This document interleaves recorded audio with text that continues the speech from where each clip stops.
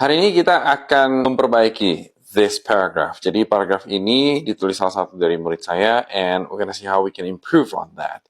First, Anda boleh pause video ini dulu. You can read through it. Kira-kira apa yang Anda pikirkan mengenai paragraph ini, and then we will begin. Alright, so first of all, I do agree to the statement that. This is okay. Agree itu pasangannya sering banget dengan with, but if you say I agree to dengan an idea, this is good. I agree to the statement that children spend hours a day on their smartphones. This is a bit strange. Ini aneh ya, karena actually pertanyaannya adalah apakah anak-anak kalau menghabiskan banyak jam main HP is a positive thing or a bad thing. Di sini cuma ngomongin fakta bahwa anak-anak spend hours a day on their smartphone. So we need to add this. Kita harus ngomong, ini positif apa enggak? You can say, I do agree to the statement that it is positive that children spend hours a day on their smartphones. Kalau Anda mendukungnya, atau of course it's negative if you say it's bad.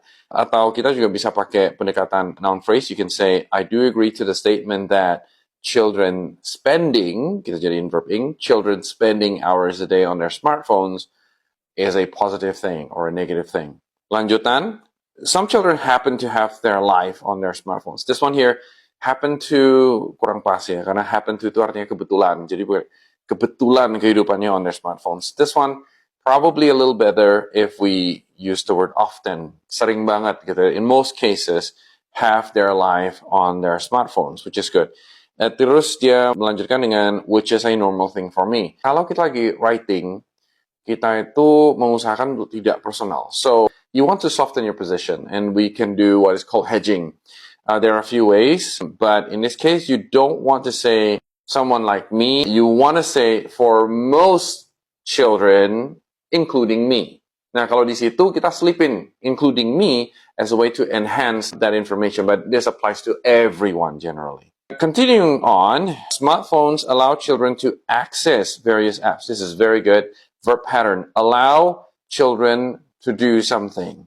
Allow selalu pasangannya to infinitive di belakang. And many children are interested in staying connected with friends. This is very good. Interested in diikuti dengan verb ing. Again, great use of verb pattern. Staying connected with friends and family, parallel construction, through social media. Now, di bawah ini agak-agak redundant ya, karena kita udah ngomong smartphones allow children to do this. Kemudian di bawah ada kalimat which often requires the use of smartphones. Kalimatnya sendiri, okay. This requires the use of smartphones. Good use, good control, tapi redundant. Karena smartphone itu udah disebutin di awal bahwa anak-anak menggunakan smartphone untuk melakukan ini. Jadi di bagian bawah, dan ini membutuhkan smartphone is, you're repeating that. So you don't need that. The next one is actually quite okay. Not only do the children scroll. Nah, sebenarnya not only do the children scroll, and then dilanjutin dengan but also, ini namanya paired conjunction. And it's a very good one. If you start with not only, itu memang belakangnya harus diikuti dengan format yang terdengar seperti kayak pertanyaan. Jadi sudah mengalami inversion.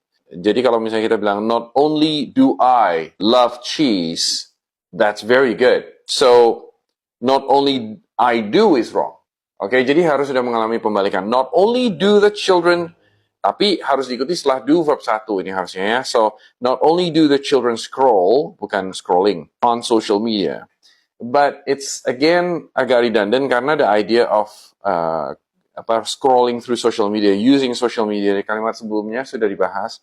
Jadi, mungkin lebih cocok kalau kita langsung lanjutin ke setelahnya, yaitu they're interested in staying connected with friends and family through social media, where. Jadi langsung kita hubungkan dengan kata where, social media, where they also get information and education. Jadi mereka menggunakan social media untuk bersosialisasi, obviously, tapi juga di selain itu mereka bisa mendapatkan, informasi pembelajaran. So this is nice. This is good. Perlu dikurangin yang agak-agak redundant ya, agak-agak kurang perlu ya. And then the closing is kind of nice. This can be positive or negative development. So this can be a positive or negative development, which is good. Ini perkembangan yang positif atau perkembangan yang negatif. Okay, good. Depending on how it's used. Nah, ini kita harus pahami.